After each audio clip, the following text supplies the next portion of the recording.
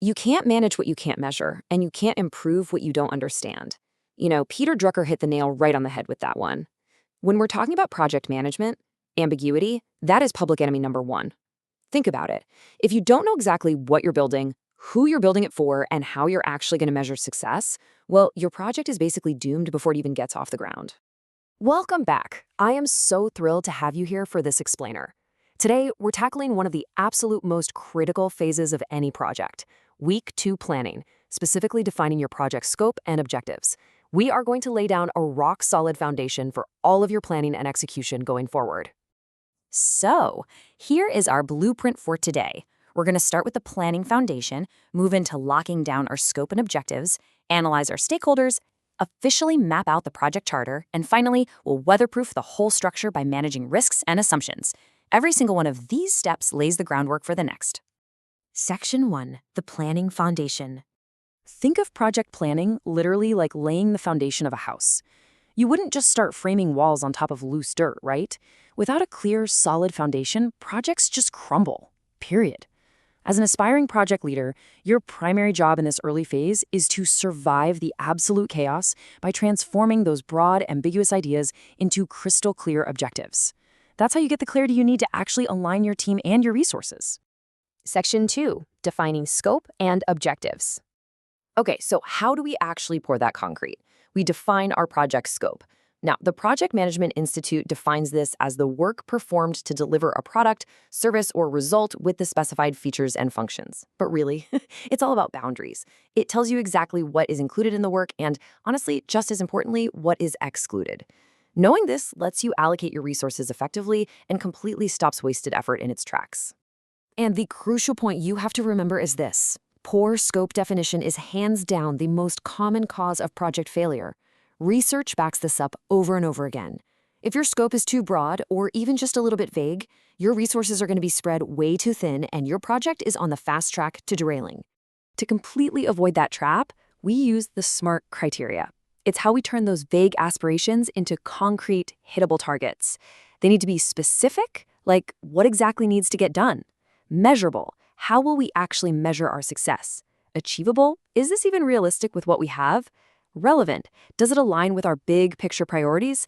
And time-bound, what is the hard deadline? Let's look at a real-world example. A vague goal would be something like improve system performance. Honestly, that tells us almost nothing. But look at this SMART goal from Washington Technology Solutions. By July 1, launch a 311 app that achieves 5,000 downloads and 80% user satisfaction. See the difference? It's incredibly specific, you can easily measure those downloads, and boom, it has a firm deadline. It is a crystal clear target for everyone on the team. Section 3, analyzing your stakeholders. All right, we know what we're building, but now we need to figure out who we're building it for. Stakeholder analysis is basically figuring out who holds the keys to your project's success. We categorize all the internal and external players by looking at their level of support. Are they supportive, neutral, or are they outright opponents? Then we cross-reference that with their power and interest level. You've got to map this out so you can engage the exact right people at the right time and manage their expectations way before they turn into roadblocks. Now, out of all those stakeholders, one usually stands head and shoulders above the rest. Research clearly shows that an active project sponsor is a critical success factor for positive outcomes. Winning continuous support from key stakeholders, especially your sponsor, isn't just about sending emails. It requires getting face-to-face, truly understanding their expectations, valuing their input, and building a genuine, trusting relationship right from day one. Section 4, developing the project charter. So now that we have our scope locked in and our stakeholders mapped, we need what I like to call the deed to the property. The project charter formally authorizes a project or a phase. It's this vital, almost legal feeling agreement between you, the project manager, and the organization. It's the exact document that officially grants you the authority to actually apply resources and get to work. While a charter is high level, it absolutely has to contain a few bare minimum elements. It needs the project purpose, the high-level scope, those SMART objectives we just broke down, the key stakeholders you've identified, high-level risks, and, crucially, the sponsor's authorizing signature. A great charter beautifully ties your scope, stakeholders, and objectives all together in one undeniable official document. Section 5, Managing risks and assumptions. To really weatherproof our plan, we have to clearly distinguish between two things people mix up all the time. Assumptions are statements we take for granted as true. They aren't grounded in guaranteed fact, which means they always carry risk because, well, they could turn out to be completely false. Constraints, on the other hand, are fixed factors that limit your options. Think of things like a hard budget limit or a strict regulatory deadline. They either absolutely must happen or must not happen. No wiggle room.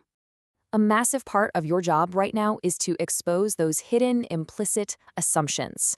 When you're in those early team meetings, you must challenge the accepted project boundaries by asking two vital questions. First, could this assumption be false? And second, if it is false, how exactly will our project objectives be affected? If it impacts the project, guess what? You've just identified a risk, and you have to plan for it right now before it blows up into a catastrophic issue later. Section 6. Key takeaways for success. All right, let's bring this explainer home. Mastering these specific foundational steps is exactly what separates the highly successful project managers from everybody else. You've got to understand the supreme importance of defining project scope to avoid failure. You have to apply those SMART criteria to make sure your goals are achievable. You absolutely must map out your stakeholders to understand their needs, secure that formal project charter, and lastly, validate your assumptions so you can mitigate risks early. So I want to leave you with this thought. Look at your next big project, or hey, even the one you're in the middle of right now. Have you truly removed the ambiguity? Have you actually locked down the scope and mapped out your stakeholders? Or are you building your entire project on a crumbling foundation of unverified assumptions? Definitely think critically about that as you head into your next planning session. Thanks so much for joining me for this explainer, and I'll catch you in the next one.